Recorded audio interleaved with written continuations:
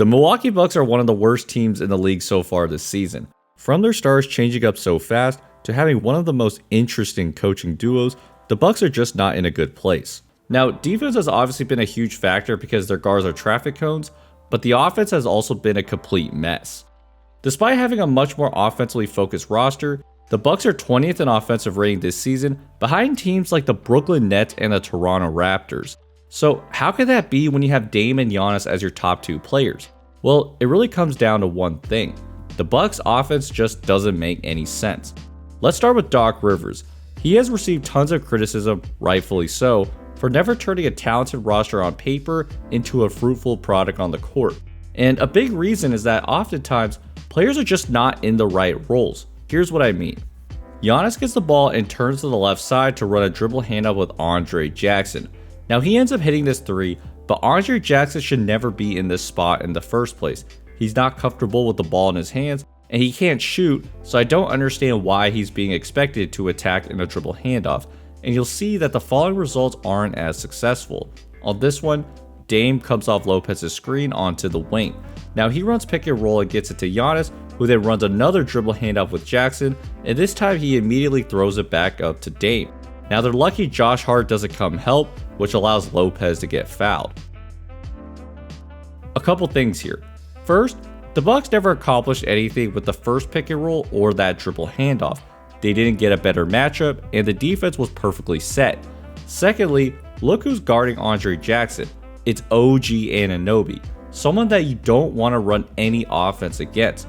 And look who's chilling on the other side. Jalen Brunson, who's guarding Taurean Prince. So at the very least, Prince needs to be a Jackson spot because he's at least making the Knicks' weakest defender move. So what do the Bucks do next trip down? They run the same exact play again, and this time Giannis says forget the triple handoff, and he tries a three. The Bucks had several play designs where they were looking to attack OG Anunoby. They try to run this triple handoff with Dame with Anunoby waiting to switch. Then Dame tries to attack him, and OG easily blocks his shot. So not only did their actions feel very pointless, they were also attacking the wrong guy. The other type of play that's dumbfounding is the double ball screen with their bigs. So Dame's running the pick and roll with Portis, he goes to the rim while Dame's running the second pick and roll with Lopez. But this play is designed for Lopez to roll, which now leads to a bunch of congestion at the rim. Lopez does get fouled, but you understand the point. Having a pick and roll where someone's driving with two big men in there is a recipe for disaster. Same thing happens with Giannis as well. Dame runs the pick and roll with him, and as Giannis rolls, Dame runs another pick and roll with Lopez, who's also rolling to the rim, and now you can predict the result. In theory, this play is not a bad idea. The Warriors run a similar set where Curry runs one pick and roll before flowing into another one with Draymond. But there's a huge difference.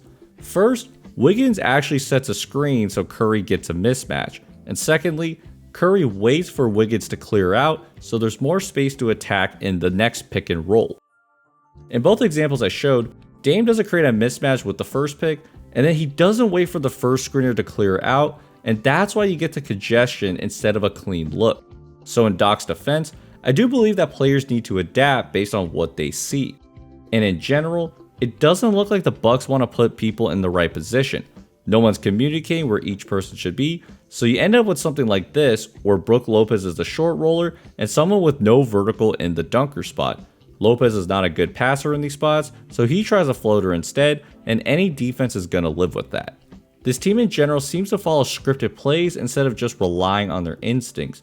Prince gets the ball to Portis and smartly cuts, but Portis doesn't see it because he's looking for the other dribble handoff.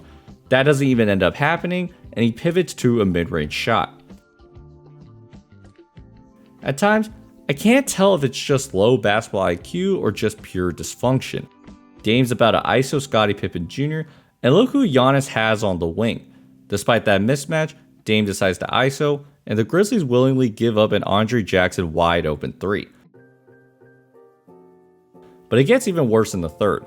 Giannis brings the ball and decides to ISO Jaren Jackson. He posts him down and tries to take a Dirk fadeaway. On the other end, Ja Morant attacks the paint but misses the layup, which opens up a 3-on-1 fast break. But instead of getting the ball back to Giannis, Prince drives baseline and then kicks it to Gary Trent, who's shooting 22% from 3 this season. Next possession, Dame and Giannis try running pick and roll, but Dame tries to attack middle. Edie can slide over because Lopez is so close, and Dame chooses to shoot an off-balance jumper. Then, just 2 minutes later, Dame and Lopez run pick and roll. Now they smartly reverse it into a dribble handoff, so Dame now has a lane to the rim. He kicks it and Prince is open for 3, but he hesitates and tries to kick it back out to Dame, which then gets deflected. At this point, I really just had to turn this game off because there are just way too many poor choices. I think a good comparison for the Bucks offense is the Chicago Bears for any of you football fans out there. Both teams have talented offensive rosters, but the offense just doesn't work because people are not where they're supposed to be and the execution is poor. For the Bucks, you can add one more thing, which is they're just not using their basketball instincts. And when you put all 3 of those factors together, you get the 20th best offense so far, and that's why the Bucks offense plays checkers, not chess.